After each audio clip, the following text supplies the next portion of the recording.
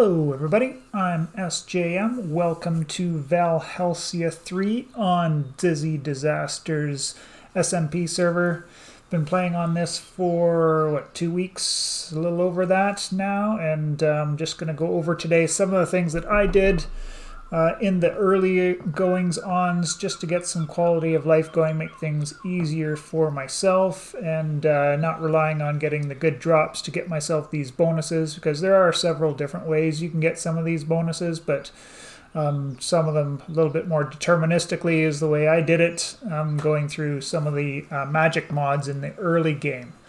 So in this first part, I'll be going over Britannia, and even though, like, with the magic mods, some of the things aren't, super intuitive looking at it through JEI, and unless you know the mods themselves, it's a little bit hard to figure out without digging through YouTube videos and all that kind of stuff. Well, speaking of which, you're here watching a YouTube video to figure out maybe how to do some of this stuff. So, at any rate, let's start jumping on into it. So, actually, the one thing I did forget, let me go grab that from my base, and I'll be back in a sec. Okay, we're back. So I forgot to grab this Akashic Tome. It's the book you start with in the game. It's pretty important that you keep a hold of this, because if you right-click on it, it will give you access to most of the, well, not most, but a good number of the instruction manuals from the mods in the book, or in the game. So your Astral Sorcery is in here, Alex's Mobs, all these books that explain how to do things. Some of these books are super important, so you definitely want to hold on to this guy. He can be crafted, but it requires a rare drop, which you can't even get on our server because it was the mod that gives you the drop you need was creating issues. But yeah, if you just go over to the Lexica Britannica, and then you can start looking through this on how to do all the things. If you want to learn how to do it yourself, all the information is in here, but I'll just be going over things in a little bit shorter form and a lot less reading, but you can continue on looking in there. To reset the Akashic Tome, you just kind of hit left click when it's in your hand there, and it'll go back to the regular one. Otherwise, it will stay as the Lexica Britannica no matter what else you do, like doing other things with it. So in Britannia, the things that you want to do is to go out into the world and start looking for these flowers. So there's the mystical lime flowers, all these different colors. Just kind of start picking up as many as you can. Of any colors there, it doesn't really matter. You kind of want to get them all at some point. You don't need them all to do the things I did, but if you're going to go deeper into the mod, you're going to definitely want to have them all. Just a note that there are some of the tall flowers out there which you will need shears to be able to break. And that's the other thing I'll go over here with you as well. To propagate the flower, if you just put one of these flowers into your crafting grid, it'll give you the petals. And then mine's not showing here because it's got bugged out because of the backpack there, but I can still pull it out there and get the lime green flower, or the mystical green petals that way. But to propagate these, you do need one of the petals and some bone meal. If you just put the petal down on the ground, it doesn't do anything. It won't grow by itself. You do have to bone meal it, and then this is what you see as the tall version. If I just try and break that, it disappears into nothingness. Right? So that's where you need to grab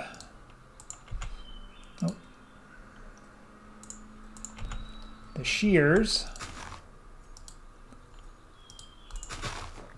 And then I'll get the tall brown flower. We put that in our crafting grid, and then that will give us 4. So you're going to net 3 petals every time you do that. So that's how you get into the mod and start progressing through.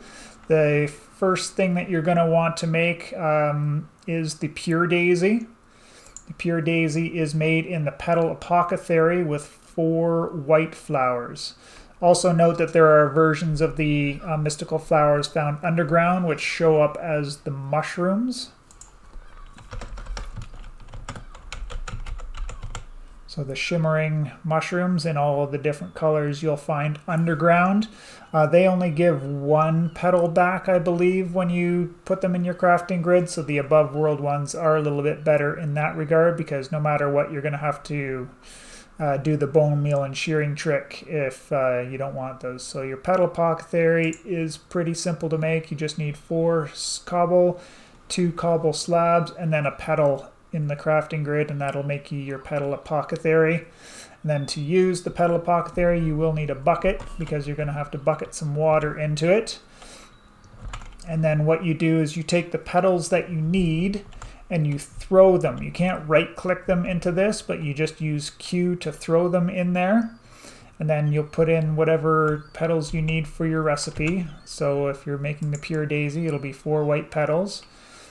And then a seed. So that's why I have this wheat farm here, is because I need to get wheat seeds back. So you throw in the petals that you need and then a wheat seed, and it will make what you're looking for. And I'll just do another pure daisy here for you guys so we can see it in action.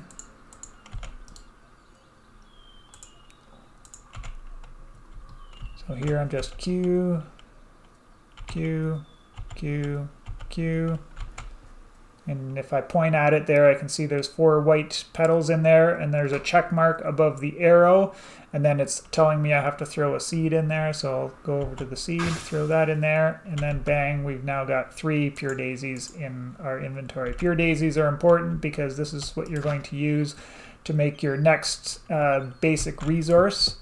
So if you take stone, that will get you your living rock, and then if you use logs, that's what you do to get your living wood.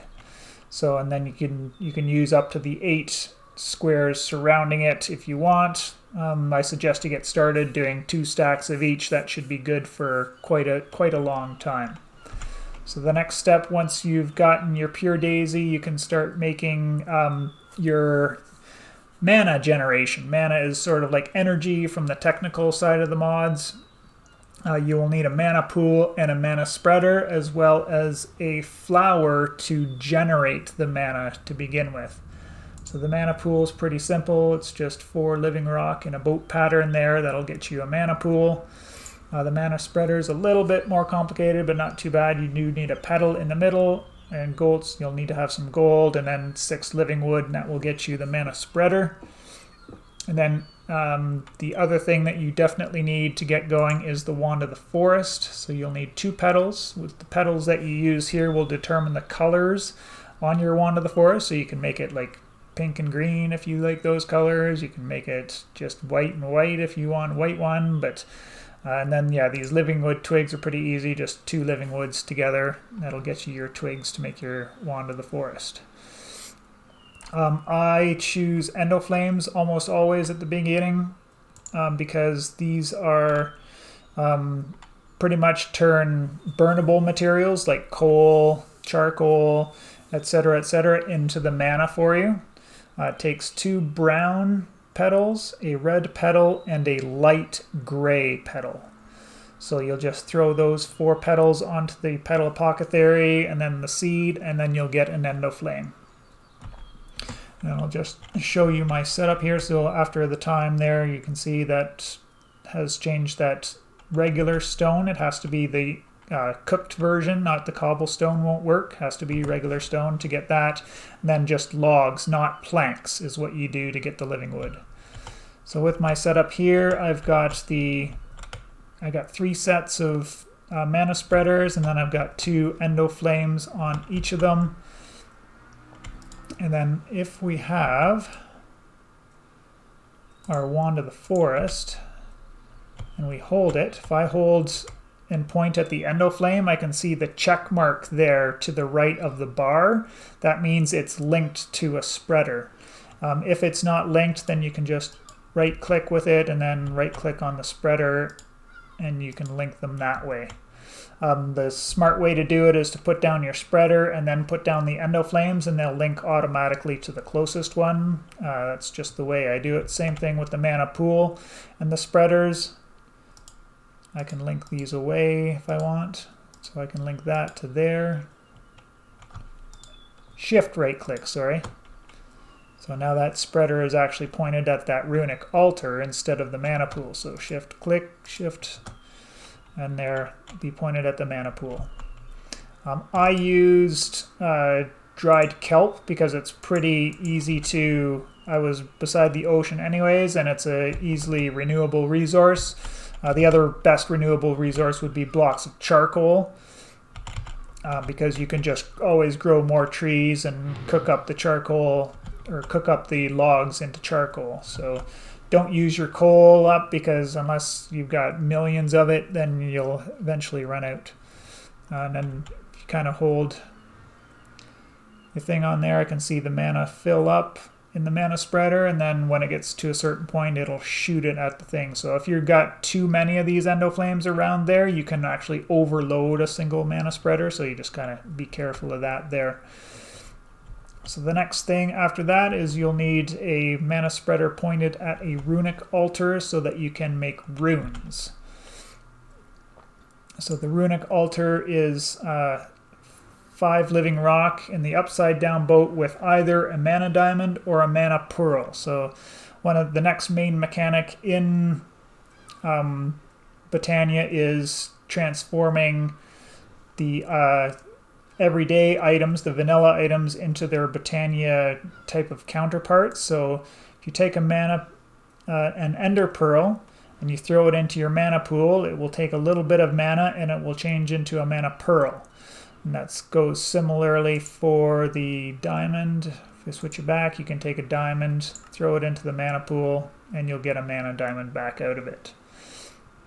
So with these things set up, we've got basically everything we need to make the first few items that I made, which are the Sojourner Stash. The Sojourner Stash actually needs mana on you, so you're going to need a band of mana as well to make the Sojourner Stash work.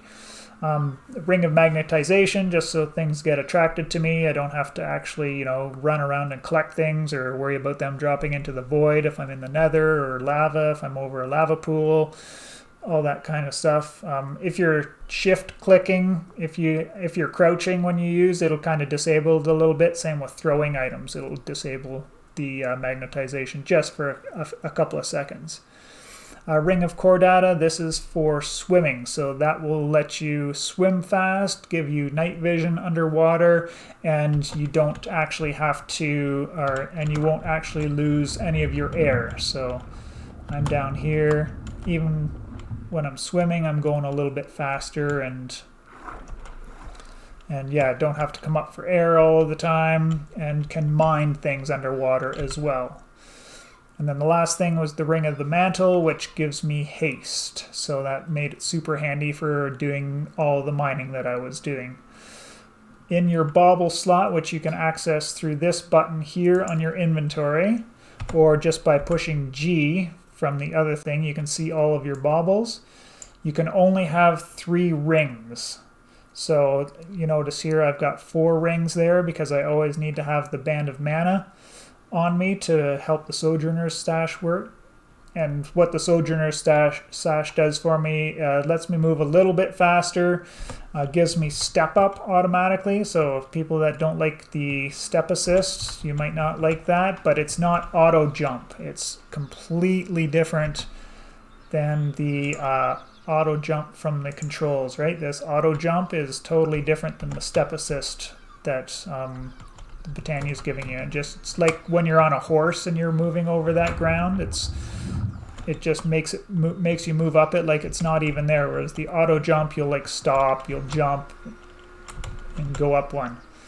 Sojourner Stash also gives you double jump and a little bit of feather falling. Not a lot, but a little bit.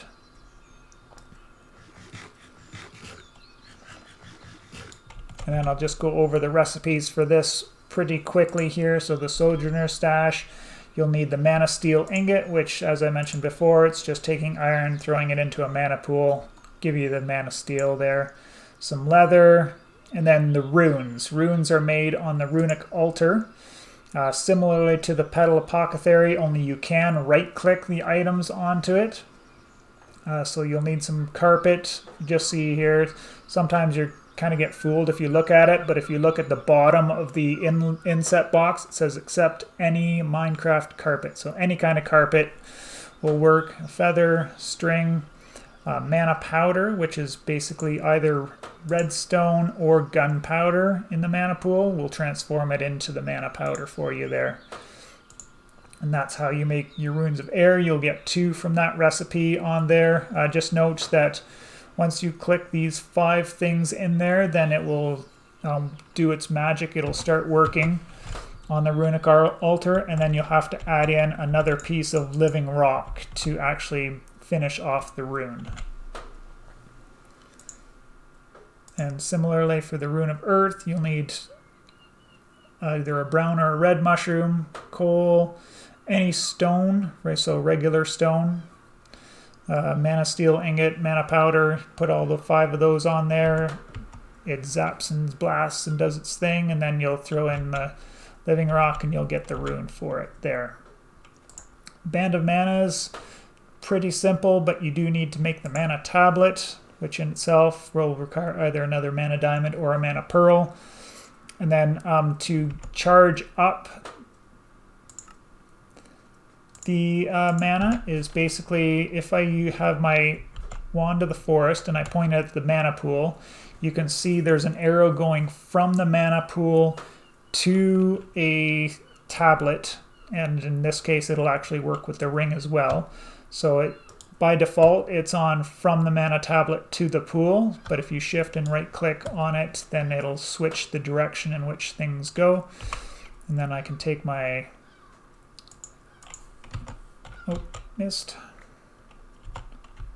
throw it into the pool, and you can see there my mana is going down because it's going into the ring. So you do need some constant level of mana generation because the Sojourner's Stash will always be using up mana out of that ring. Magnetization is fairly simple. You'll need a magnetizing mana lens. So not too hard because you just need an iron ingot, a gold ingot, and then this mana lens. And the mana lens is just 4 mana steel with a piece of glass or a glass pane in the middle. And then you just kind of follow the crafting chain down there to get the ring of magnetization. Core data is a little bit harder because you will need to find the pufferfish, which can be a little bit tricky to find sometimes. And then the Heart of the Sea, which does require you to go out and find the buried treasure or beg somebody on the server for it. And again, another rune of water, basic rune stuff there. Just need a fishing rod, sugarcane, bone meal, and then mana steel and the powder. Get it on there. Then the Ring of the Mantle, similarly, you'll need a gold axe and then a Rune of Earth. Rune of Earth, we made these before, so that's pretty simple there. So those are the things that I did from Britannia. Next, we're going to move on to blood magic, so we'll be back there in a minute. Oh, one thing I forgot, I was looking at my JEI here. The one thing that I haven't been able to make yet that I really did want to get is this Tainted Blood Pendant. Gas tiers are super hard to get in this mod pack because there's not a lot of open space in the nether. If you get lucky and you can find some gas tiers, then this is pretty handy because what you can do with this is get a botanical brewery going, which is kind of like brewing from vanilla Minecraft. And then basically you'll enchant the blood pendant with a potion, and that it'll give you a constant potion effect. So this one's not such a good example here because I don't know what a lure does. I really don't. But this, and same with bloodthirst, same with emptiness. This one is feather feet, so obviously if you had a potion of feather, you know what a potion of feather falling does, this will give you permanent feather falling type of thing. This one's pretty easy, so permanent fire resistance on you. Permanent haste 2, permanent jump boost.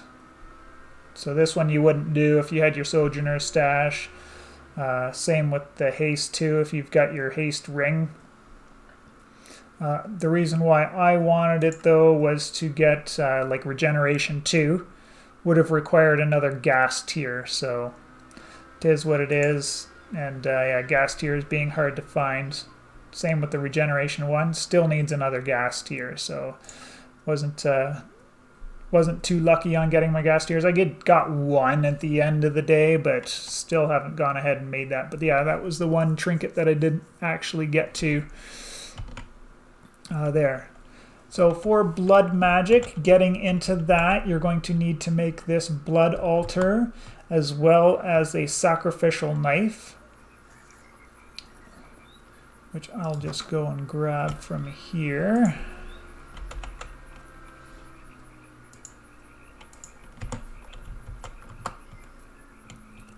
And basically what you do with the sacrificial knife, I'll just show you the recipe for it real quick there. Take some glass, gold, and iron. You'll get a sacrificial knife. And basically this is the 3rd tier of altar, so you'll start off with just the blood altar there, and it'll be empty. It won't have all of that blood in it. And then you basically just right click, you'll hurt yourself a little bit, and then blood will go into the altar.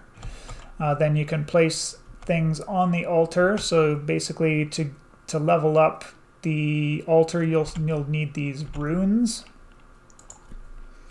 from blood magic. So look at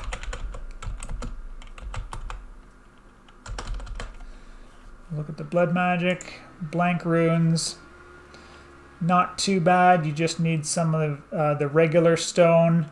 You'll need to get a blood orb and some blank slate. So blank slates are created by putting some regular stone on the altar. It'll suck up 1,000 life points and give you a blank slate back out of it. And then from there we need the orbs, right? So starting off, the weak blood orb takes a diamond. It'll take 2,000 points of life to transform it into the weak blood orb there, and that's on the tier 1 thing, or tier 1 altar. And so once you get 8 runes, you don't have to have these special runes of self-sacrifice there. Basically, these increase the percentage of life that goes into the pool from each time you hit yourself with the sacrificial knife into there. So let's just drain out some of the blood out of there. You can see it's going down ever so slowly there, but yeah, that's kind of the effect there. And because I've got a tier 3, like putting a blank rune on there will give me a reinforced rune, and then the reinforced rune will go to the next stage as well. Each of them takes up a little bit more blood each time, right? So, sorry, not runes, slates. So blank goes to reinforced, and reinforced will go to imbued on the tier 3, takes 5. So the blood cost does get quite high after a little while, right? Basically showing all of you this stuff there because what we made out of there was this super handy thing, the Tome of Parisia, or Britannia. I'm not sure how to pronounce that exactly, but looks pretty easy, except you do need this tier 3 altar to make the imbued slates. You'll need 2 of those. And then you also need the minimum of the magician level blood orb. And this is the one that really got me back, and why I had to make all of these self-sacrifice runes. Because this magician level, not master, magician level blood orb took a block of gold and 25,000 life points. That is like, I think, 3 of these pools full. So that's why I kind of had to make all of these self-sacrifice ones to increase the amount of blood I was getting, because I had just these 4 to start, and I could not make that magician's blood orb for the life of me. So that's why I went ahead and made the other 20. So each one gives a 10% bonus. So I'm getting basically 240% or 240% of a normal normal hit from the Sacrificial Knife every time I use it in there now. So it fills up pretty quickly. And you're also going to need a good source of decent food. Stuff aubergine looks pretty good, but it definitely wasn't enough to be able to keep up with what I needed to make that apprentice or the magician's blood orb there. We'll just grab that there. So yeah, that's what I did the blood magic for, but there is lots of handy stuff in the mod if you just go into it. From your Akashic Tome there, the Sanguine Scientium. And it'll go over basically all of the stuff in there for you as well and show you the other handy things that you can do with it. You can make sentient swords and all that kind of stuff for collecting will and doing some semi-powerful stuff. Nothing truly broken in blood magic, but that Tome of Parisia is really nice. I've got 56 levels stored up in there, and I don't have to worry about dying because, you know, every time I've got like 10 or 14 levels like you see I've got there now, you can just go on there, hold shift, then right click, and we'll put all of our levels back into it. And if you want your levels back, you just don't shift and you hit hit right click while not shifting, and you can get your levels back out of it.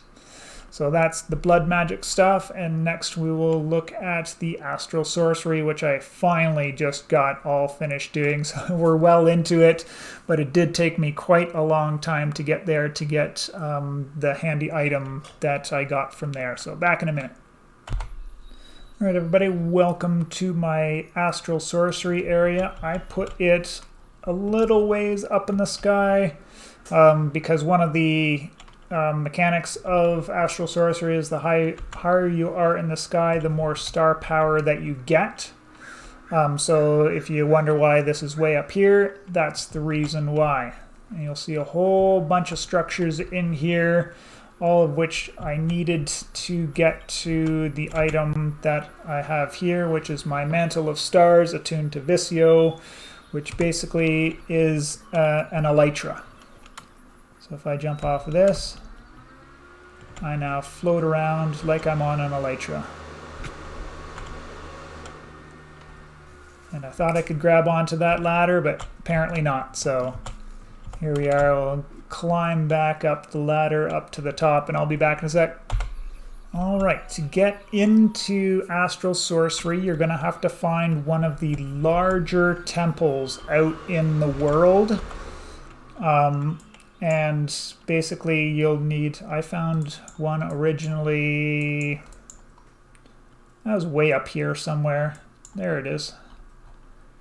I tore it all down because the only source of marble in Valhelsia 3 is from those temples. There's the larger ones, which you need to get started into it, and then there's the smaller ones, which will kind of give you a couple of handy items if you find the chests that are hidden inside the smaller ones. The way to tell them apart, the smaller ones are 3x3 or a 5x5 size, whereas the big ones are like 15x15. So you dig down into the big one there, and there's a collector crystal, kind of something like this guy here. And if you put down a crafting table near it, it will transform that crafting table into your first tier Astral Sorcery altar, which is this guy here, the luminous crafting table. So it's Starlight Transmutation. Ignore this in JEI because you need to get into Astral before you can even make a crystal lens.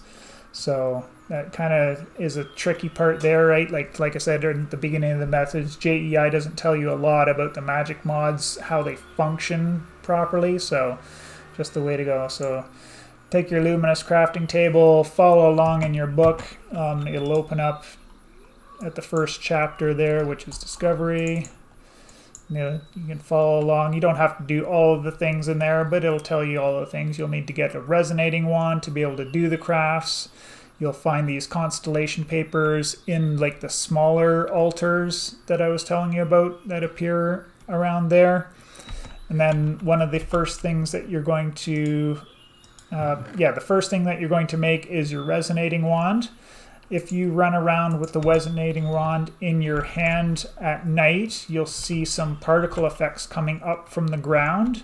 That means that's where you'll find your rock crystals, and you're going to have to dig down to bedrock to find them. So just practice good Minecraft techniques going down to get that, lest you find yourself in a lava pool, flava, or at the deep fall through a cave to your death at the bottom. So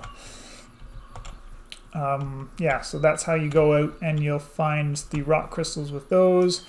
And then the next thing you'll want is a phosic resonator. This will help you find in star fields. So star fields are kind of random around the world, and what they do is they produce a little bit extra starlight. So that's why this is in the particular place that it is because I've made my phosic resonator, ran around my island, and found this one here. It was actually a pretty strong one, so I was kind of lucky in that regard.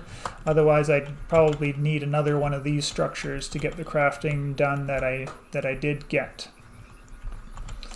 So once you've gotten your area chosen to start doing all your things, then you can start leveling up your crafting table. So you want to go up to the Starlight crafting altar, and then the Celestial altar, and then just you'll see in the book there.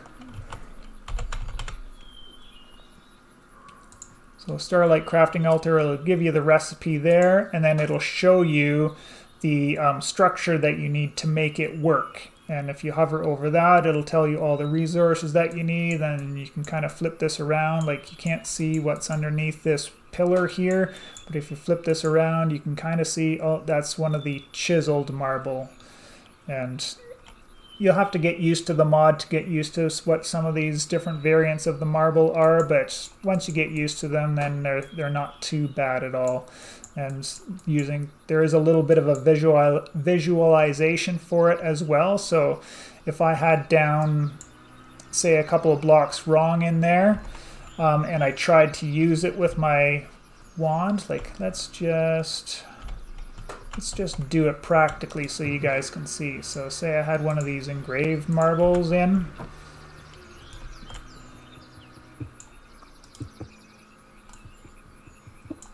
Instead of the marble bricks that I need.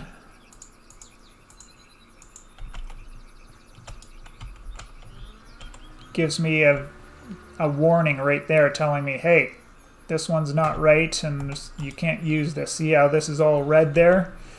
You can't use it because there's something wrong with this one. If you take that block out, you can kind of see the visualization there. It tells you which one that you need. Get that back in there, and then bang, we're back to white with there's a little bit of starlight coming in, and that's only because of that guy right there. Still can't craft during the daytime, so you do need night to do any of this starlight stuff. So once you've gotten this guy up to the top tier, you definitely need to get the Starlight Infuser and then do the multi-block for it as well, getting your liquid starlight in there. So liquid starlight comes from making one of these light wells. Do suggest getting like some kind of setup there with some way to pump it into a container automatically, because this will only hold 2 buckets at a time. To use the light well, you'll take either the aquamarine, which you find underneath the water in sand, or the rock crystals, which I told you how to find those there just a second ago, underneath the ground near bedrock. You put them onto the light well. They will generate a random amount of liquid starlight for you. Put it into the bucket, or just you can bucket it out of there if you have to, if you don't have a container to do that yet. And then do that. You'll need this big structure here, which is the Attunement Altar. This takes a lot of marble, because you need to make all this sooty marble, which is just in JEI, pretty easy to find.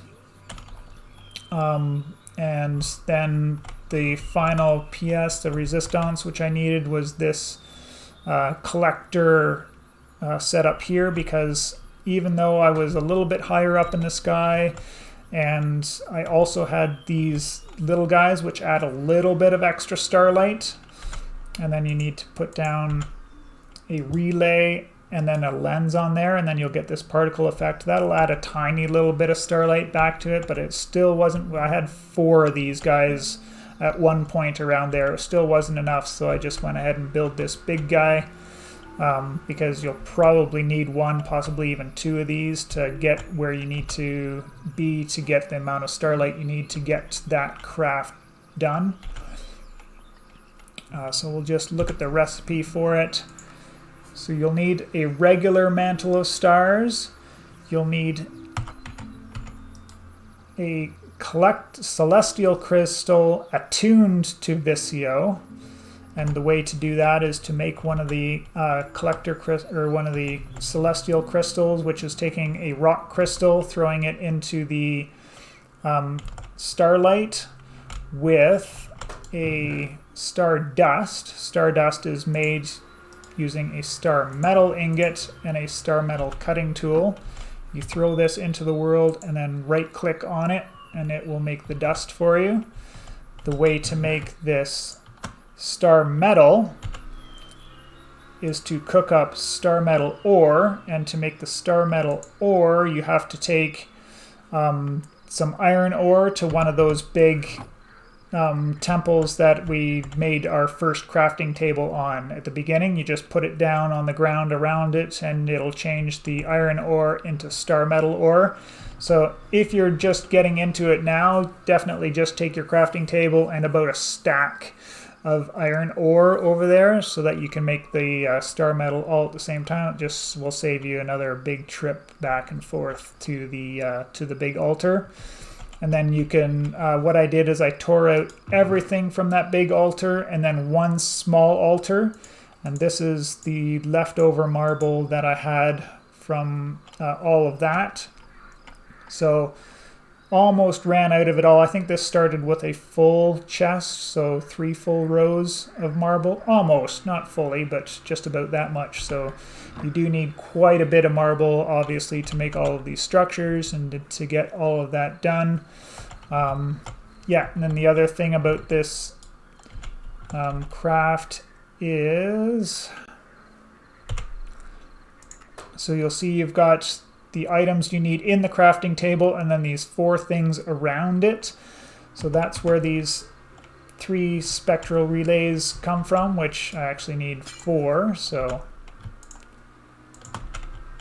there should be 4 there, so that when the craft is going on, oops. So while the craft is progressing, each of these little spectral relays will show you which item it needs in it, and it's pretty random, so you can't predict which one's going to be where. So you can't put like the north, east, south, and west, and it'll always be like, you know, the north one will always be the feather. No, it doesn't work like that. It's random. So you just put them in a line there. You'll sit here with your items in your hotbar, and then when it comes up, you'll just right click it and it'll go on there. You can put anything on these, so they're kind of like nice little display stands too, if you kind of wanted to display something as a decorative effect. It's another thing that can do for you.